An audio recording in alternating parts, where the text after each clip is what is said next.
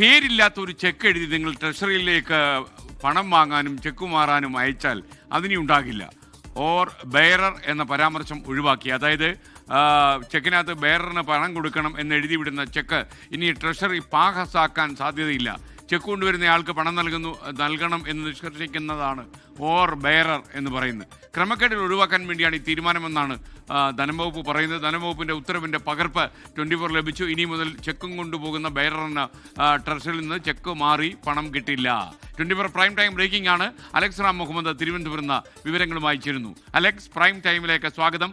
വിവരങ്ങൾ പറയൂ. Good evening. പ്രധാനപ്പെട്ട ഒരു തീരുമാനമാണ്.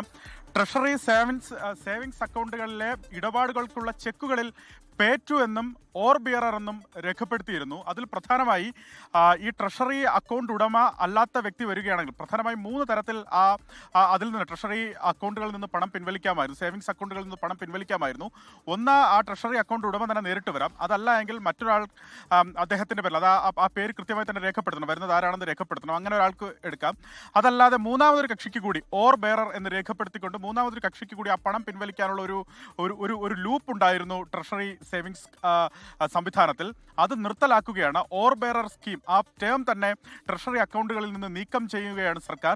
അങ്ങനെ നീക്കം ചെയ്യണമെന്ന് ട്രഷറി ഡയറക്ടർ തന്നെയാണ് സർക്കാരിനോട് ആവശ്യപ്പെട്ടത്. കാരണം ഇത്തരത്തിൽ മൂന്നാം കക്ഷി വന്ന്, പേരില്ലാതെ ഒരു മൂന്നാം കക്ഷി വന്ന് ഇത്തരം അക്കൗണ്ടുകളിൽ നിന്ന് പണം ക്രമരഹിതമായി പണം എടുക്കുന്ന ക്രമക്കേട് ട്രഷറിയിൽ വ്യാപകമാണ് എന്ന പരാതി ട്രഷറി ഡയറക്ടർക്ക് ലഭിച്ചു. അതിനെ തുടർന്നാണ് ഇത്തരത്തിലൊരു പ്രധാനപ്പെട്ട തീരുമാനത്തിലേക്ക് എത്തുന്നത്. ഓർ ബെയറർ പരാമർശം ഒഴിവാക്കുന്നതായി സർക്കാർ തന്നെ വ്യക്തമാക്കിയിട്ടുണ്ട്.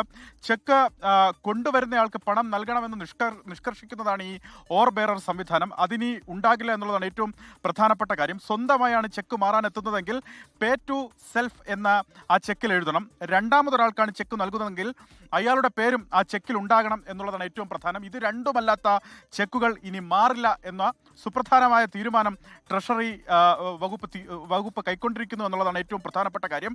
അതുമായി ബന്ധപ്പെട്ട ആ ഓർ ബെയറർ പരാമർശം ഒഴിവാക്കുന്ന ഉത്തരവാണ് നമുക്ക് ലഭിച്ചത്. ആ ധനവകുപ്പിന്റെ ഉത്തരവ് 24 ലഭിച്ചിട്ടുള്ളതാണെങ്കിൽ പ്രധാനപ്പെട്ട തീരുമാനമാണ് ധനവകുപ്പിനെ സംബന്ധിച്ച്. ഇത് സാമ്പത്തിക ക്രമക്കേട് ഈ ട്രഷറി സേവിങ്സ് അക്കൗണ്ടുമായി ഉയരുന്ന പരാതികൾ തടയുന്നതിനാണ് ഈ പ്രധാനപ്പെട്ട തീരുമാനമെന്ന് ട്രഷറി ഡയറക്ടർ വ്യക്തമാക്കുന്നു. ഓക്കെ, അലക്സ് റാം മുഹമ്മദാണ് വിവരങ്ങൾ നൽകിയത്. ഇനി ബെയറർ ചെക്ക് മാറില്ല എന്ന് മനസ്സിലാക്കിക്കോളൂ. ചെക്കുമായി പോകുമ്പോൾ നമ്മൾ ചെക്കിൽ എന്താ എഴുതിയിരിക്കുന്നത് എന്ന് നോക്കിക്കോളൂ. കാര്യം ട്രഷറിൽ ആ ചെക്ക് പാസ്സാകില്ല. ലോകത്തെവിടെയായാലും ഏത് സമയത്തും 24 വാർത്തകളും ഓഗ്മെന്റഡ് റിയാലിറ്റി പാക്കേജുകളും എക്സ്പ്ലെയിനറുകളും വിശദമായി കാണാൻ ഞങ്ങളുടെ യൂട്യൂബ് ചാനൽ നിങ്ങൾക്ക് സബ്സ്ക്രൈബ് ചെയ്യാം.